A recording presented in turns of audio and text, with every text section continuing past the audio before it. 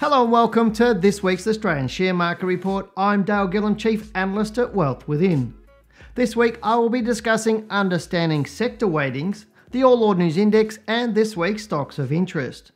Now before we jump into the report, I'd just like to mention that if you have any thoughts on investing or trading, comment below and be sure to subscribe to our channel to keep up to date. So let's get into this week's report. All stock markets are made up of various sectors, ranging from information technology to materials. Now you may have come across a term called GICS, which is an acronym. GICS stands for Global Industry Classification Standard, and it is a standardized classification system for equities. There are 11 different sectors in total to which stocks can be classified in. They include consumer discretionary, consumer staples, energy, financials, healthcare, industrials, materials, real estate, technology, and telecommunications and utilities. Whilst the GICS structure comprises of the 11 sectors I just mentioned, it also has 24 industry groups, 68 industries, and 157 sub-industries. But you really do not need to know about this, as our goal is to make money from the market. So how does understanding sectors benefit investors and traders? Sectors help investors identify and compare companies as well as exposure to economic factors. Each sector will be influenced by different events, and understanding this is a valuable skill for any investor. Quite simply, you'll be able to identify potential changes in each sector and the marketplace as a whole. Therefore, you will be able to determine whether stocks in a sector will most likely rise or fall. Being forearmed enables you to profit more and lose less. Each of the sectors are different in both the number of companies listed and market capitalisation. Certain sectors, such as financials, have a number of very large companies by market capitalisation, and as such make up a large portion of the overall market. FANG stocks, which are Facebook, Apple, Amazon, Netflix and Google, contribute around 10% in market capitalisation to the S&P 500. It is important to understand that companies that have a higher market capitalisation can directly affect the market's performance. For example, in Australia, technology makes up 3.4% of the total market, whereas in the US, S&P 500, they make up a quarter of the total market. Any movements to the technology sector in Australia will have less of an impact on the market as a whole, whereas in the US, any movements in tech stocks can see the market move quite heavily. Given this, just because a market is moving up or down does not necessarily mean your stocks or a sector is moving in the same direction as the market. All too often investors get nervous when a market is falling. But what they need to understand is that some or all of their stocks may not be, and could in fact be rising. Understanding sector weightings and how sectors with high weightings can push the market around is vitally important for investors and traders to know, as you want to have your money invested into the sectors which are more likely to exhibit growth and grow your capital than have it in those that are falling in value. Often I'm asked if I sector weight my portfolio, meaning do I balance out my portfolio based on the weightings of each sector. This is a standard practice of investment managers around the world. Retail investors are often told to follow suit and purchase stocks in multiple sectors to balance their portfolio. So what's my answer to sector weighting? Well, I do not practice it, as it does not work. All I want is to own stocks that are rising. Therefore, I look at sectors that are rising or about to start rising and purchase stocks in them. If sectors are falling and stocks in that sector are falling, then I exit. So there you have it, everything you need to know about sector weightings. Now let's get into this week's stocks. Alrighty, on your screen right now is a monthly chart of the All Ordinaries Index. Now I want to talk a little bit about this week because we've had there's a lot of speculation out there and a lot of people investing and trading on emotions in the past week, and it's like Groundhog Day for somebody like myself who's quite experienced in the marketplace, and just watching I won't say dumb mistakes that people do, but how people react. And it's constant to me in terms of how people react to the market and what's going on. And you can see here this month in October now, we're up to the 12th of October in that data. So we're almost halfway through the month, and the Australian market's fallen, as you can see there on your screen, 5.04%. From that point of view. And this is why I say to people, markets don't crash at the top, they crash at the bottom. But people are thinking, the Australian share market's going down. I mean, since all that high there, we're now down 7.3%. Really, really normal. It is really normal conditions. And I've had a few journalists catch up with me over the last week or so, worried about the US market, worried about the Australian market, and our market's fallen by 1%. What do you think we should be doing? But when you look at this big picture, and this really is a bigger picture, if I scroll this up, you can see here there's data back to 1982.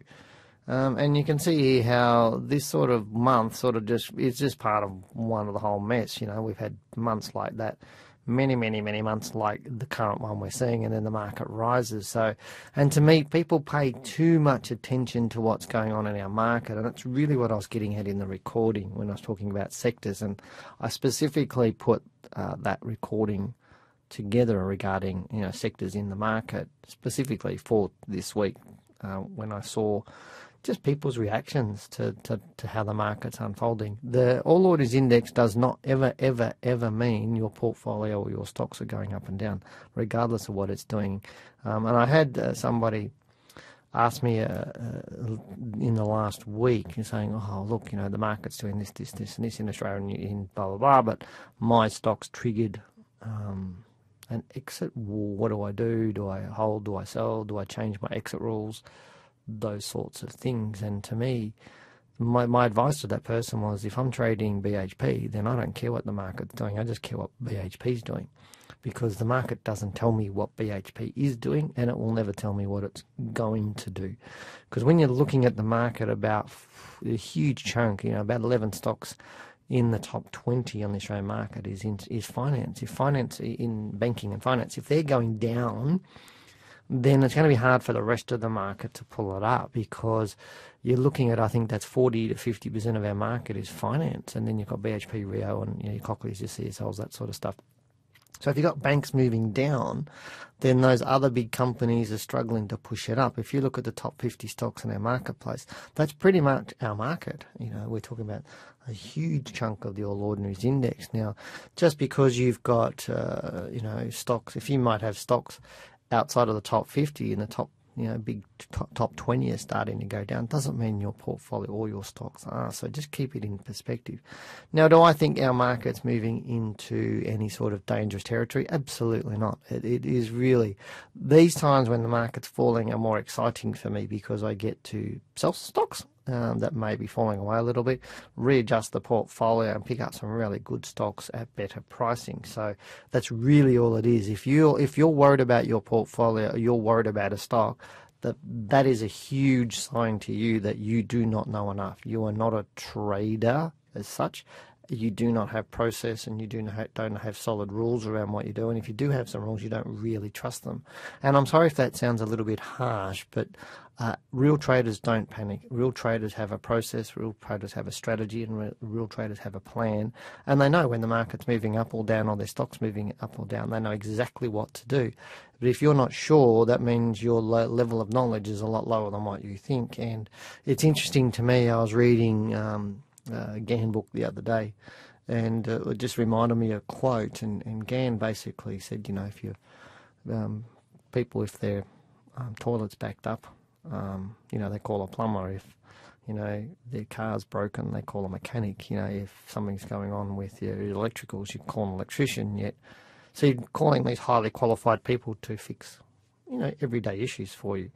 But when it comes to your wealth creation, you give your wealth to the most uneducated and unqualified person in yourself to do it, and people think that they can speculate on the market without having very much knowledge or experience or skill.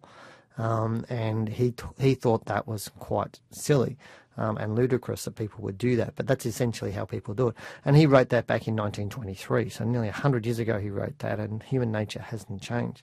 That people who largely uneducated making emotional decisions on the market, they did so then and they will continue to do so. Your choice is whether you do that or not. And to me, right now is an exciting time on our market. This is a time to really pull your head together and really get to look for some good trades, because people go, oh, well, the All Order's not going to make a new all-time high this year. Well, it may. It may make a new all-time high this year. It may make a new all-time high early into next year. But right now, even though we are a little bit bearish, I'm still thinking our market is just a short-term move down.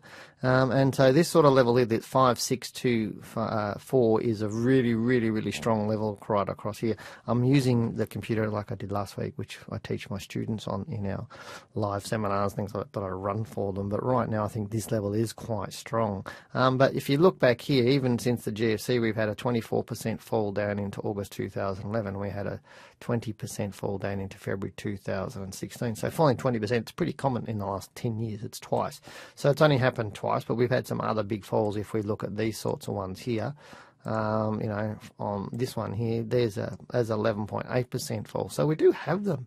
Right now, if we look at the current fall that we've had since that high, it's fallen 8.13% into the close last Friday, or 7.3%.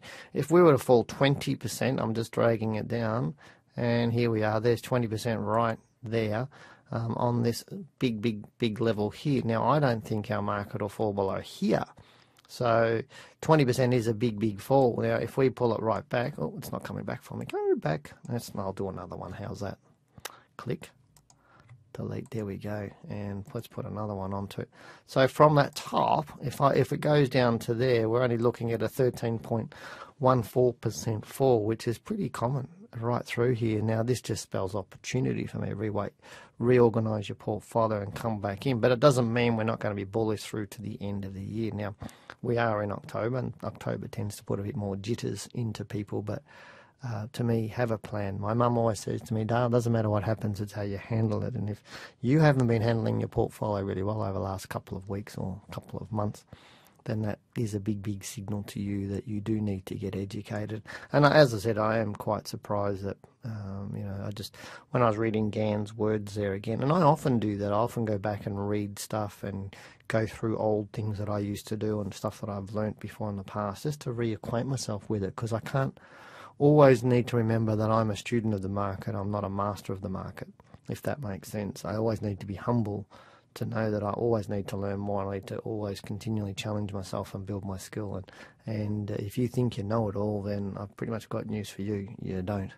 I'm still learning after more than 2 decades on the marketplace. And it's interesting. It's exciting. I'm going to get in a couple of stocks that people have recommended now. And the Dow doesn't bother me either, by the way, either. But you might like to watch my recording on the US market. If you're listening to this, I'll cover the Dow on that video. But thanks for those who are watching my video. One of the things I know with people watching my video, looking at statistics, that about 10 to 30% of the people listening are subscribing to the channel. Now, to me, if you're liking these podcasts, they are free. We put a lot of time and effort into them. We do need you to subscribe to it. That helps us. So that's a nice little win-win for you. So if you haven't hit that subscribe button, just look at it right now. Move your pointer over. Click yes. Click subscribe to it, and please do that, because that really does. It is so important for YouTube, for me or us to have higher subscribers and everything else. It really helps us, and so we're happy to keep doing these. But again, it needs to be a nice win-win where you're getting good value and we're getting some value out of that for ourselves. So, but please hit that subscribe button now. A few of the stocks that I'm going to chat about today are from people posting, but if you do want me to look at a stock for you, please, you need to comment below. Put your little comments below. Hey Dale, have a look at this stock and tell me a little bit about it and why you're looking at it and whether you're interested in it or whether you're not interested, whether you own it, whether you don't own it, a little bit about what your thinking is. And that really does help me, but it also helps you formulate things. So I'm going to cover a couple. One of them's Fortescue. It's been brought up a couple of times, Fortescue, because obviously BHP and Rio are looking really good. And if I go over here, just click on here just briefly, you can see BHP looks great. And I love BHP. It looks good. There's Rio again. It also looks good, even in the last couple of days and week. Both of those still look quite nice. You can see their BHP is down a little bit, but not too much. But where is Fortescue compared to that? And you can see Fortescue is a little bit more bearish. If we look at that monthly chart, you can see how Fortescue's been in this big range, and this range is massive in terms of making profits from it if you know what to do with it. And Fortescue is one of those stocks that you can make a lot of money really well if you've got the right plan and right process. So here's two huge moves that you could have made since the GFC, but you've had big moves down. Currently, it's been falling since that high there in February 2017. So it's been falling for about 18 months.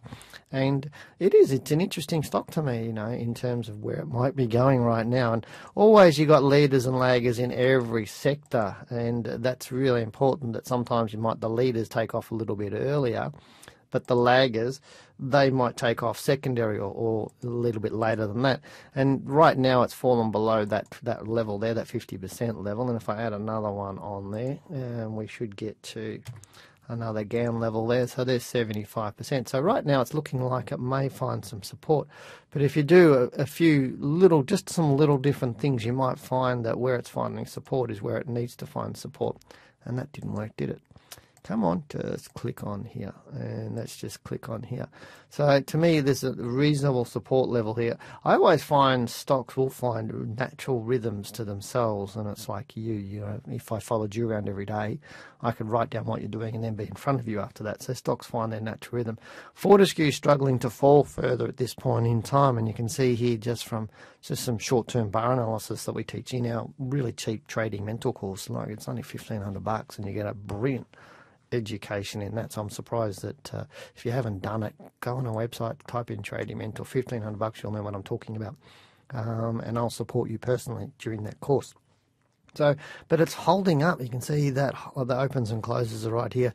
It didn't fall away last week, which means it doesn't want to fall away. So I think at this point in time, it's looking good. Would I buy it? No. Would I be watching it, having on my watch list? Absolutely, I'd have this stock on my watch list because there's some good money to be made when it runs. Retail food groups, another one somebody brought up. Now, this is a dog stock at this point in time because you can see the whole history of it. And this bar here in August was its lowest low ever. So has it stopped falling? And is it about to rise? And that's the question, is if you've held that stock and you're currently in that stock and you've been holding it during this, then you've been breaking every rule in the trader's handbook in holding it. So let's now go and look at the weekly chart, because the weekly chart will start telling us if it's stopped falling. So there's your low there in August at 39 cents. Now, at this point in time, it really doesn't look like it's stopped falling. It's done a bit of a basing pattern, which is nice, but, sorry if I stroll that up. So you can see that bit of a basing pattern. It's just been going sideways, but that sideways move is quite a reasonable in percentage terms. If I do this, you can, that's the wrong tool. Sorry, click. Where's there we go, that's the tool. So this move, you're seeing there's 84.81%. Big move right up to there, but then it's fallen away. So anybody that got in on here would obviously be very, very disappointed in their results at this point in time, because even this daily chart, it's not doing too much at all. Volume's quite low. It's not moving. There's nothing exciting here. As what do they say? There's nothing here to watch. Move on.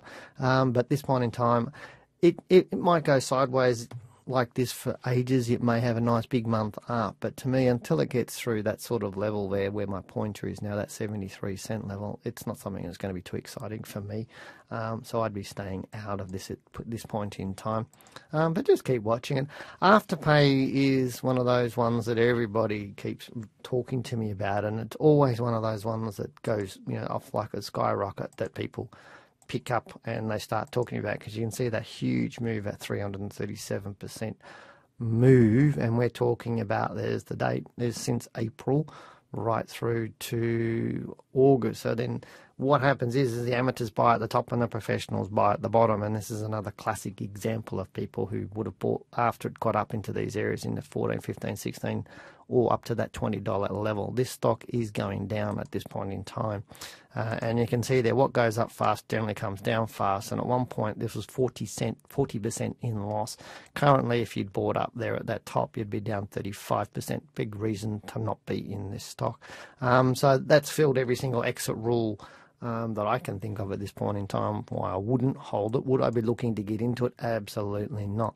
I'd be looking at working out. Would I be looking at it from a point of view where there's a possible to get into it? Yeah, I would. And to me, it's falling away and it's got further to fall. If it can't stay above that $14 level, then it will fall probably around to about $10. It may even fall further, but it might even come back down to these sorts of levels. But at this stage, if it's staying up above here, wait, don't jump in early. It's not one of those ones you're going to jump in early. Do I think it will do another 300-400% if it does find support here and starts to go up? Do I think it will do another 300%? Absolutely not. It won't do that. Don't think it's going to repeat what it did in the past to that full extent. Do I think it could go up? Yeah, I think it could go up. And I think it could go through the $23 mark, which is a nice move anyway.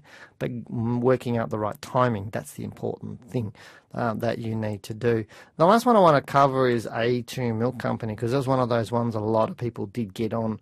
And get on again late like they did with Afterpay, and you can see that massive move that it also made from these sorts of lows back in 2016, and you can see 974.8%, massive move. Now it's moving down at this point in time. It is looking bearish, and again, we had many of our diploma of share trading students get into this stock and really make some nice money, like really nice money. But you can see here, currently it's down 35% from the high and was down 40%. So again, like Afterpay, it is a stock that's moving down at this point in time. So how far is it likely to fall? Well, it's likely to fall a reasonable amount, again, like Afterpay. So I think, you're looking at some levels here at around that. If as long as it can hold above that $7.50 level, I think we might see a nice stock, a nice steady rise. Now, we won't see this again because this was that China factor, and we won't see a big 900% move over a couple of years. We're just not going to see that. We're going to see a nice steady rise, and all stocks come back to their intrinsic value, and they start move back to their average that they will normally do. So stocks will have a time and price rhythm. They'll run so many cents per day, and they always come back to that. At the moment, A2 Milk is slowly coming back to that to create its rhythm. So I'd be thinking somewhere, if it can't stay above that 750 over the next month or two, then it's likely going to fall down to $6 to $5 into that sort of area where my pointer is now. But just sit back and watch it, but not a stock to get into just because it's now cheaper. And a lot of people do that. They look at Afterpay and go, well, it's cheap now, or, Fortescue, it's cheap now. It's not cheap if it keeps falling. Retail Food Group's not cheap right now if it keeps falling. And I was on Studio 10 only on Wednesday morning, and one of the people on the show, Peter, he said to me, should people be buying dollar stocks now? And I went, no, it's because it's low in price, because the retail food groups, sitting down at 40 cents doesn't mean it's cheap. Just because it's not about how many shares you own. And that's the really important thing you need to understand. That it's irrelevant how many shares you own. It's how much you're making out of it. I put $1,000 into a dollar share, that means I got 1,000 shares, but I could put $1,000 into $1,000 share, and I've got one share. But if I make 10% on either one, I made 10%. It's irrelevant how many shares I actually own. You need to compare the value of the company to the share price to work out really whether it's over or undervalued. And too many people just buy cheap stocks because they're perceived cheap, or low valued stocks because they're cheap, and they go, but it's only going to, geez, if this thing goes up 10 cents, I've made 25%. Duh, it doesn't work that way. It really seriously doesn't work that way. So be very careful right now. Sit back and wait. If you're not sure what to do, get a plan. But sit back and wait, because I don't think the market's too scary right now. I actually think it's very, very exciting. So again, if you like these videos, hit the subscribe button right now. Hit like right now before you close down. And I'll talk to you next week. If you want me to look at a stock, please type it down below too. So hit subscribe, hit like. Type me a stock, type me some messages, ask me some questions. Take care, have a good week, good luck, and good trading. What are your thoughts? If you've got any questions, please comment below. Go and listen to our Talking Wealth podcast. They're available on SoundCloud and on our website. Now they're jam-packed with valuable information which will help you elevate your trading. Now if you're serious about learning to trade the share market and you'd like more information about our courses, please click the link in the video description below. Thank you very much for watching this video. If you've liked the video, remember to subscribe to keep up to date. I'm Dale Gillham, the Chief Analyst here at Wealth Within. Goodbye, good luck and good trading.